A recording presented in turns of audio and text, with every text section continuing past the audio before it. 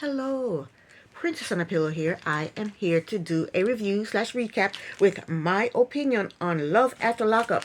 Season 5, episode 36 is titled Ready or Not. This episode was juicy.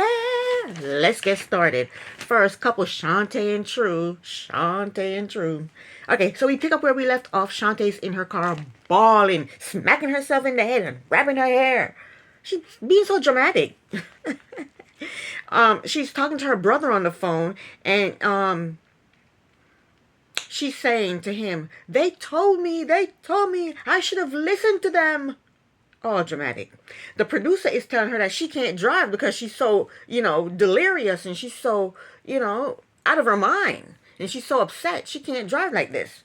And True is walking down the street, and he's talking to his sister on the phone. He's begging for a ride, begging her to come pick him up.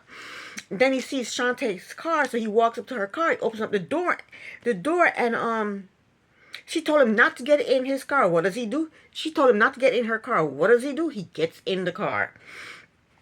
He gets in anyway. And then he told her, we can be friends. And she told him that she does not want to be his friend. He told her that he is not talking to any other female, and he has been loyal to her. She started screaming at him, asking him, what do you want from me? What do you want from me? She's just too dramatic. Then she bolts out of the car. She just opens the door and walks out of the car. Get out of the car. And he gets out of the car. So then she gets back in the car and took off. Then True is walking off away saying, it's over now. And I know he's worried because he was supposed to parole at her house, right? So next we see Shantae. She's in her car driving, and she said it's been 14 weeks since she and True broke up, since he dumped you. She said she has a job, and she moved into a cheaper house, and she says she missed True. How can she miss him? They were never really together. He was in prison for 13 years. She never went to visit him, right? And then when he got out, he spent most of his time with his sister. Why does she miss him? How does she miss him? How can you miss somebody you never spent time with? She said when True broke up with her, she was depressed, and it took her about 2 weeks to snap out of it. She said True texted her, checking on her, but they haven't really talked. So now she's out and about with her daughter, her pregnant daughter, and one of her friends, and they're shopping. They're baby shopping.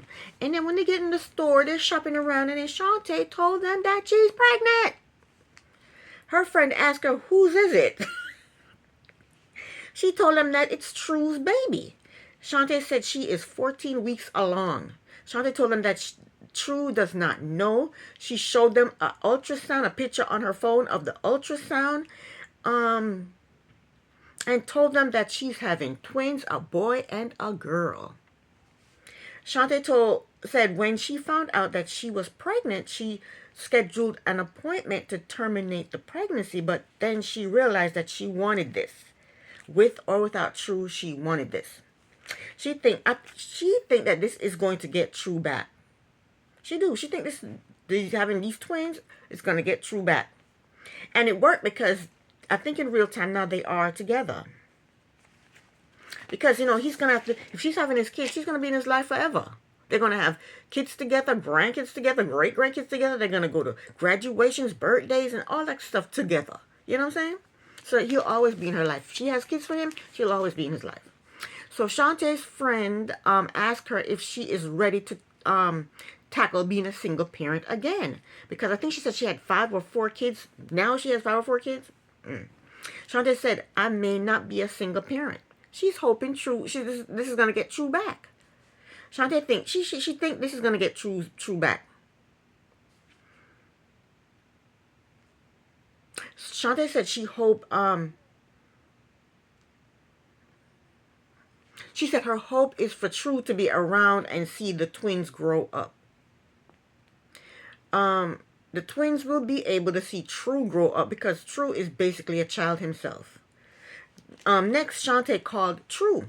True told her that he and somebody are roommates. True asked him why he wasn't staying with his mother or his sister. He said they had a falling out. True said the girl at the gym, Tisha, whatever her name was upset at him because he didn't want her. He didn't want to be with her, so she was upset. He said so she called his mother and told his mother lies about him, and his mother kicked him out of the house. That doesn't sound right. I think there's more to this story. He probably snuck some girl into the mother house, or something happened, and the mother said, I'm not having this, and kick him out. I don't know. Shante asked him if his roommate is a boy or a girl. He said in his confessional that he has been staying with a female friend. The producer asked him if he's sleeping with the roommate. True said, I plead the fifth.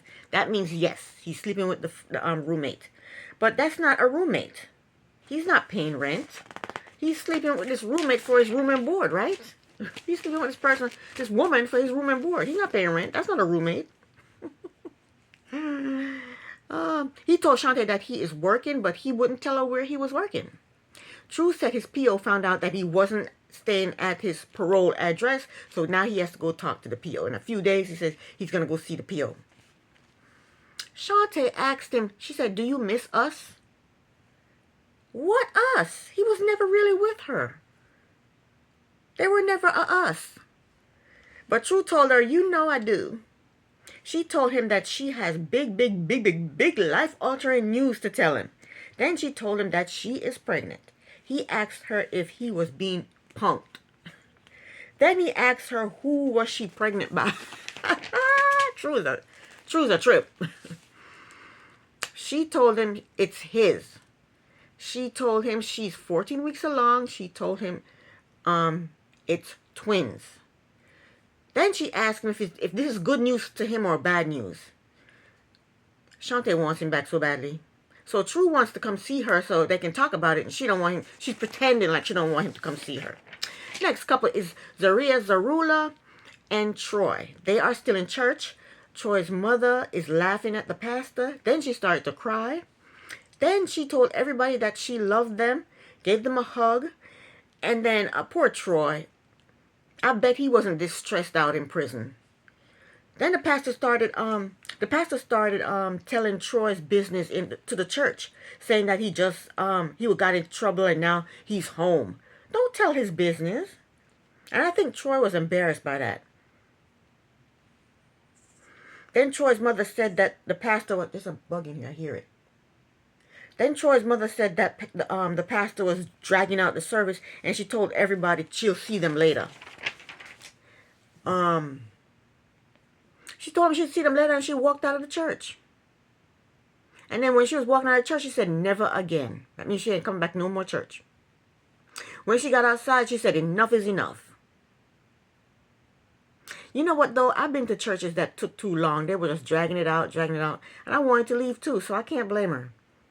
We really don't know how long that church was. They didn't show us. We don't know if they showed us the whole service, you know? Troy's mother goes back into the church and took Troy out of the church. And then they went outside and she told him that she's ready to go.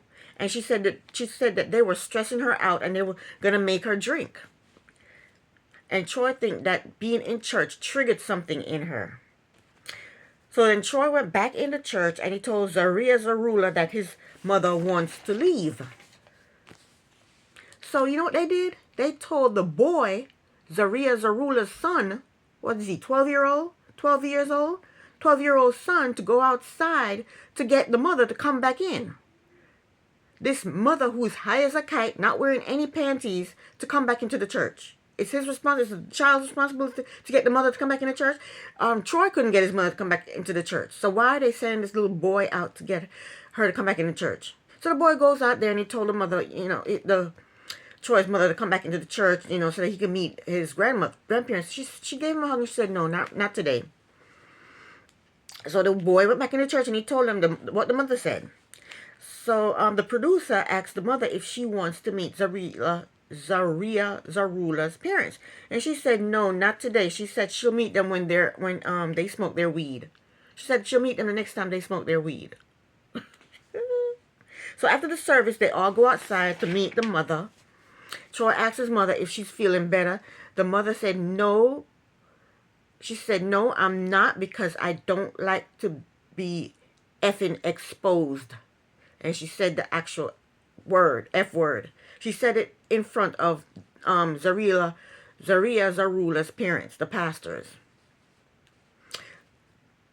So Troy's mother is upset. She's crying. And then the parents, they gave her a hug. After a while, they chit-chat for a little while, then they said their goodbyes to the parents. And Zarula mentioned something about going to Buffalo. So I guess they're going to drive the mother back to Buffalo so she don't have to take the train. And then maybe Troy's going to visit with his daughter. Because I know his daughter is in Buffalo. And Zarula's parents wants Troy to be a pastor. Troy said he's not going to be a pastor. He has other plans for himself. So the producer asked him, what other plans? Troy said, take his time grasping back to reality. Take his time grasping back to reality. When was he never in reality? You're in reality all the time. You're in reality in the real world, and you were in reality in prison. That's your reality. Your prison was your reality, and now this is your reality. What reality are you talking about? These former prisoners, they always, when they come out of prison, they always want to relax. No, don't be relaxing. You have a daughter, you have child support to pay. You need to get yourself a job. They're always talking about, I want to relax. I just got out. I want to relax. You've been relaxing in prison for all those years. Now it's time for you to get a job. Next is Kim and Joey. So Joey returns home. Kim is annoyed that he just left and didn't tell her where he was going, but she knew where he went because she was tracking him. Right? So then Joey's mother and niece, they come over. Joey and his niece, they go outside to talk. And she told him that when she was in 6th grade, she found one of his needles. She told him that it was life-changing for her because she didn't know what that stuff was.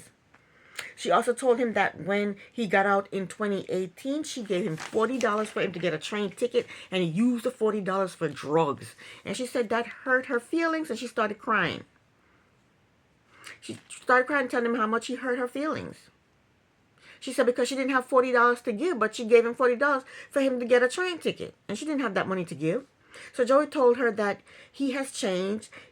She told him to show her that he has changed. And Joey apologized to her for hurting her. And then they hug it out. I would want my $40 back. I want my money back. So Kim's father comes over. And Joey and the father, they greet each other with a handshake and a hug. Then he got down on his knee and proposed to Kim. Not Kim. What's her name? Yeah, Kim. Proposed to Kim. Kim, who's already married, he proposed to. But she said yes. Of course she said yes, because she wanted to marry Joey. Joey said the ring cost him $3,700. He said he got the money from gambling in prison. The father then asked Joey to go outside with him, and Kim's father told Joey that he wants him to get a job and take care of the kids and leave that old life behind him. He told Joey that that his son was convinced that Joey and his cousin stole his bike. Joey denied stealing the bike, and he reassured the father that he is done with his old life. And he's going to be a good husband and a good stepdaddy. That's what he told Kim's dad. The father told the camera that he thought that Joey was lying about stealing the bike. And I think Joey was lying too. I mean, he stole $40 from his niece. You know? Stole $40 from the niece. Why wouldn't you steal a bike from the father? The father said the only reason he gave Joey his blessings is because Kim is happy, and he hasn't seen her this happy in 6 or 7 years. And then the father said he thinks Joey will be doing drugs again in about 3 more months. Next up, we have Bianca and Daniel. Bianca is still in Florida at her apartment with her roommate. Daniel called from prison, and she told him that his father asked her if she was mentally unstable. Daniel told her that he would talk to his father. She told Daniel that the father rubbed her the wrong way, and it didn't make her feel good. So the roommate told Daniel's on speaker, and the roommate told Daniel that Bianca is leaving the next day for Arizona, and she wants to make sure that Bianca will be okay. Daniel told the roommate that she has nothing to worry about. Bianca will be okay. The roommate told us that she is worried that Bianca is going to get her heart broken. Me, I'm worried that Daniel is going to bleed her dry of all her money. That's what I'm worried about. So when Bianca gets off the phone with Daniel, the roommate told Bianca that she is being delusional and she is blinded by love, and she gets defensive when people tell her, that this is not a good decision to make. And I think the roommate is very smart. She told Bianca that being defensive means that she is worried that the choice that she's making is not right. Bianca is a nasty piece of work, though. She's a nasty little piece of work. She said quietly so that Bianca, so that Hillary is the roommate, so that Hillary wouldn't hear. I guess she was talking to the producer or the camera. She said quietly though. Um, she said that Hillary is dramatic and she is mad because she is stuck in Florida and has never experienced living anywhere else. She said Hillary is jealous of her. Why would Hillary be jealous of Bianca? Bianca has a criminal boyfriend who's a drunk, who is bleeding her dry of her money. Who would be jealous of that? Bianca, get real. Get real. So Bianca is delusional and she is in for a rude awakening. Bianca told Hillary that she sent Daniel marriage papers, but Daniel did not go through with it. Bianca claimed that Daniel had asked her to marry him, so she considered them engaged.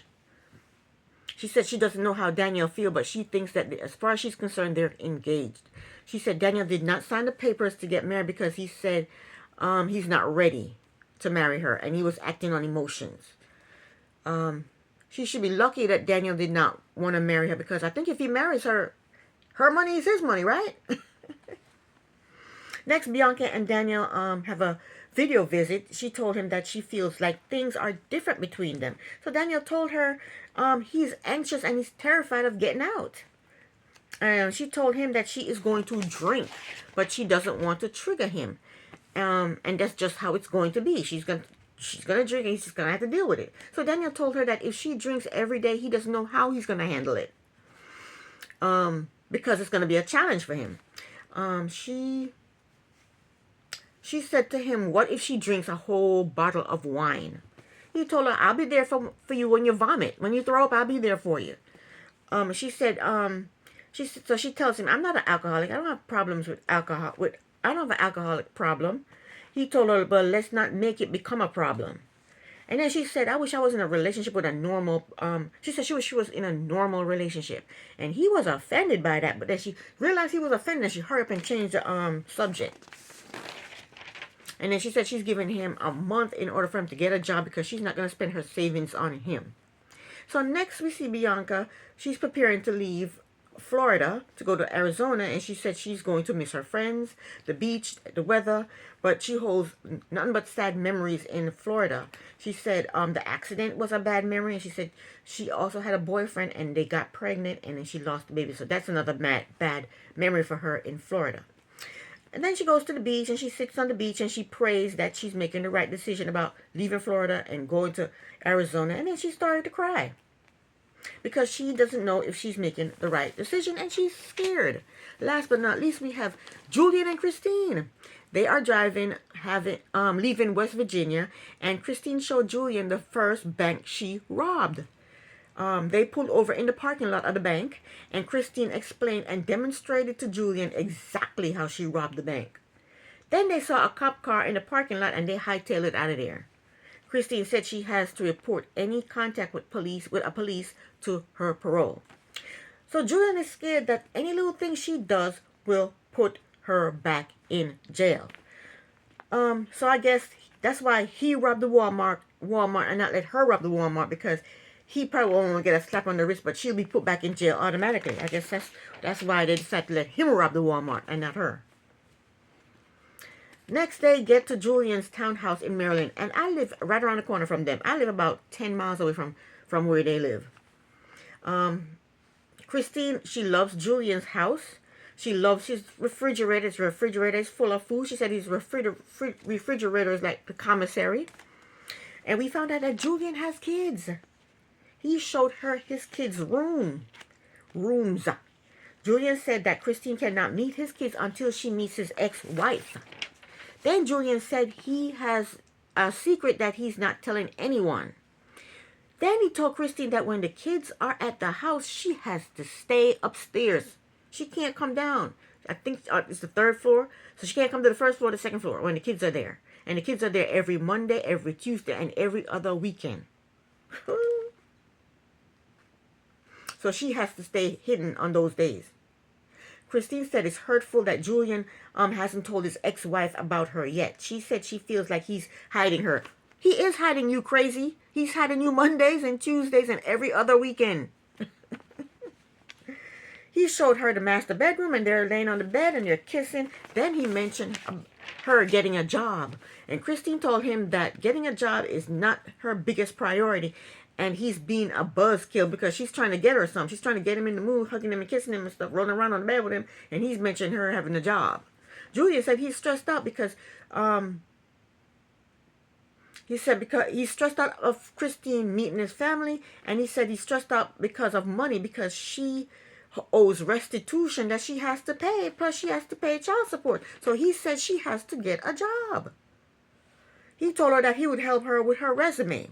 Christine said it's odd to her that he is mentioning that she get a job. Why is that odd? It seems to me that when these people get out of prison, they want to relax and have a good time. No, you've been in prison relaxing. When you were in prison, that's what you were doing, relaxing. Now it's time for you to get a job. Everybody else out here have a job, and, they're earning money to support themselves. That's what you need to do too. There's no relaxing. You've been relaxing. I don't understand these people. Anyway, that was the end of the episode. This is the end of my review. Thank you so very much for watching. Princess on a Pillow here. Bye.